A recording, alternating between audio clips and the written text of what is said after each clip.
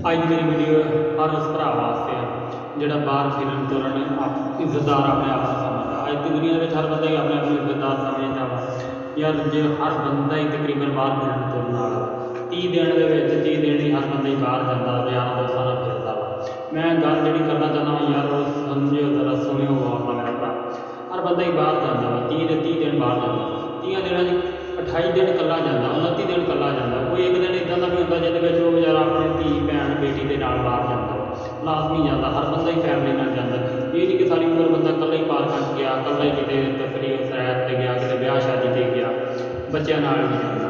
ਹੁਣ ਜਿਹੜੀ ਗੱਲ ਮੈਂ ਕਰਨਾ ਚਾਹੁੰਦਾ ਯਾਰ ਜ਼ਰਾ ਸੁਣੋ। ਮੈਂ ਕਹਿਣਾ ਚਾਹੁੰਦਾ ਕਿ ਦੇਖ ਆਪਾਂ ਬਾਹਰ ਇਕੱਲੇ ਜਾਂਦੇ ਹਾਂ ਨਾ, ਯਾਰ ਦੋਸਤ ਆਪਸ ਦੇ ਵਿੱਚ ਮਜ਼ਾਕ ਕਰਦੇ ਪਏ ਹੁੰਦੇ ਆ, ਨਾਲ ਫੈਮਲੀਆਂ ਵੀ ਬੈਠੀਆਂ ਹੁੰਦੀਆਂ। ਇਹ ਮੇਰੇ ਭਰਾ ਉਹਨਾਂ ਲੋਕਾਂ ਵਾਸਤੇ ਵੀਡੀਓ ਆ ਜਿਹੜੇ ਆਪਸ 'ਚ ਯਾਰ ਦੋਸਤ ਬੈਠੇ ਹੁੰਦੇ ਆ, ਇੱਕ ਦੂਸਰੇ ਨੂੰ ਗਾਲਾਂ ਕੱਢਦੇ ਆ, ਧੀ ਭੈਣ ਦੀ ਗਾਲ ਕੱਢਦੇ ਆ, ਉਹ ਆਪ ਤਾਂ ਛੜੇ ਹੁੰਦੇ ਆ, ਉਸ ਟਾਈਮ ਇਕੱਲੇ ਹੁੰਦੇ ਆ। ਇਹ ਨਹੀਂ ਗੌਰ ਕਰਦੇ ਯਾਰ ਸਾਡੇ ਨਾਲ ਸਾਈਡ 'ਤੇ ਕੋਈ ਫੈਮਿਲੀ ਬੈਠੀ ਹੈ, ਕੋਈ ਬਾਪ ਆਪਣੀ ਬੇਟੀ ਨਾਲ ਬੈਠਾ ਵਾ, ਕੋਈ ਭਰਾ ਆਪਣੀ ਭੈਣ ਨਾਲ ਬੈਠਾ ਵਾ। ਜਦੋਂ ਅਸੀਂ ਇਹਦੀ ਗਾਲ ਕੱਢਾਂਗੇ ਆਪਸ 'ਚ ਸ਼ੋਰ ਲਾਉਂਦੇ ਪਏ ਆ, ਅਸੀਂ ਗਾਲ ਕੱਢਾਂਗੇ ਇੱਕ ਦੂਸਰੇ ਨੂੰ ਗਾਲਾਂ ਬੜੇ ਫਸਲ ਨਾਲ ਕੱਢਦੇ ਔਰ ਥੋੜ੍ਹਾ ਕਰਕੇ ਦੇਖਦੇ ਕਿ ਨਹੀਂ ਪਰਲਾ ਸੁਣਦਾ ਪਿਆ ਯਾਰ ਉਹ ਕੀ ਮਹਿਸੂਸ ਕਰੇਗਾ ਅਗਰ ਭਰਾ ਭੈਣ ਦੇ ਨਾਲ ਬੈਠਾ ਹੋਵੇ। ਤੁਸੀਂ ਆਪਣੇ ਆਪ 'ਤੇ ਪਾ ਲਓ, ਅਗਰ ਕੋਈ ਭੈਣ ਤੁਹਾਡੇ ਨਾਲ ਜਾ ਰਹੀ ਹੈ, ਨਾਲ ਕੋਈ ਗਾਲ ਕੱਢਦਾ ਵਾ, ਤੁਹਾਨੂੰ ਕਿੱਦਾਂ ਮਹਿਸੂਸ ਹੋਏਗਾ।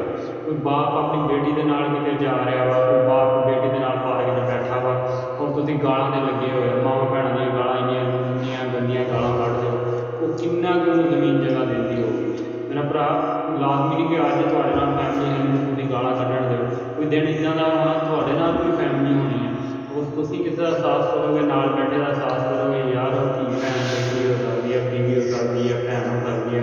ਤੁਸੀਂ ਅਹਿਸਾਸ ਕਰੋਗੇ, ਤੁਸੀਂ ਗਾਲ ਨਹੀਂ ਕੱਢੋਗੇ ਕਿ ਕੱਲ੍ਹ ਨੂੰ ਤੁਹਾਡੇ ਨਾਲ ਜਦੋਂ ਹੋਏਗਾ ਕੋਈ ਅਹਿਸਾਸ ਕਰੇਗਾ। ਅੱਜ ਕੱਲ੍ਹ ਦੌਰ ਇੰਨਾ ਬਣਿਆ ਪਿਆ ਕਿ ਗਾਲਾਂ ਨੂੰ ਆਪਣੇ ਆਪ ਨੂੰ ਫਸਾ ਸਮਝਦੇ। ਅਸੀਂ ਗਾਲਾਂ ਕੱਢ ਕੇ ਵੀ ਕਰ ਲੈਂਦੇ, ਮੂੰਹ ਹੀ ਗੰਦਾ ਕਰਦੇ ਹੋ। ਲੇਕਿਨ ਜਿਹੜੇ ਨਾਲ ਬੈਠੇ ਹੁੰਦੇ ਆ, ਜਿਹੜਾ ਵੀ ਬੈਠਾ ਹੁੰਦਾ ਉਹ ਤਾਂ ਜਗ੍ਹਾ 'ਤੇ ਮਰ ਗਿਆ।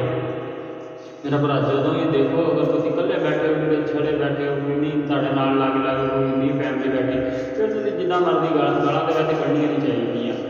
ਗਾਲਾਂ ਵੈਸੇ ਨਹੀਂ ਕੱਢਣੀਆਂ ਚਾਹੀਦੀਆਂ, ਅਗਰ ਕੱਢਣੀਆਂ ਵੀ ਤੁਸੀਂ ਆਪਣੇ ਇਕੱਲੇ ਬਹਿ ਕੇ ਜਿੱਦਾਂ ਮਰਜ਼ੀ ਕੱਢੋ। ਅਕਸਰ ਇੱਦਾਂ ਹੁੰਦਾ ਕਿ ਯਾਰ ਨਾਲ ਮੈਂ ਕਈ ਦਫਾ ਗੌਰ ਕੀਤੀ ਹੈ ਕਿ ਸਟੇਸ਼ਨ 'ਤੇ ਰੇਲਵੇ ਸਟੇਸ਼ਨ 'ਤੇ ਨਾ ਹੁਣ ਬੈਂਚ ਡਬਲ ਪਏ ਹੁੰਦੇ ਆ, ਅੱਗੇ ਬੈਠੇ ਮੁੰਡੇ ਮਾਂ ਭੈਣਾਂ ਦੀਆਂ ਗਾਲਾਂ ਕੱਢਣ ਦੇ ਹੁੰਦੇ, ਪਿੱਛੇ ਉਸੇ ਬੈਂਚ ਦੇ ਨਾਲ ਫੈਮਲੀਆਂ ਬੈਠੀਆਂ ਹੁੰਦੀਆਂ ਵਾ। ਬੰਦਾ ਕਿੱਥੇ ਕੁ ਲੈ ਜਾਏ।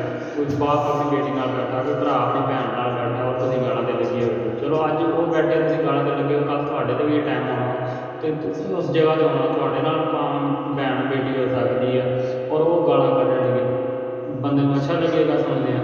ਇਸ ਵਾਸਤੇ ਮੇਰਾ ਭਰਾ ਜਦੋਂ ਇਕੱਲੇ ਹੋਵੋ ਜਿੱਦਾਂ ਮਰਜ਼ੀ ਕੱਢੋ, ਜਦੋਂ ਇੱਦਾਂ ਕਿਸੇ ਦੇ ਨਜ਼ਦੀਕ ਕੋਈ ਦੇਖੋ ਕਿ ਤੁਹਾਡੇ ਗੱਲ ਕਿਤੇ ਫੈਮਲੀ ਦੇ ਗੱਲ ਕੰਨ 'ਚ ਪੈ ਰਹੀ ਹੈ ਅਤੇ ਫਿਰ ਗਾਲਾਂ ਤੋਂ ਥੋੜ੍ਹਾ ਜਿਹਾ ਪਰਹੇਜ਼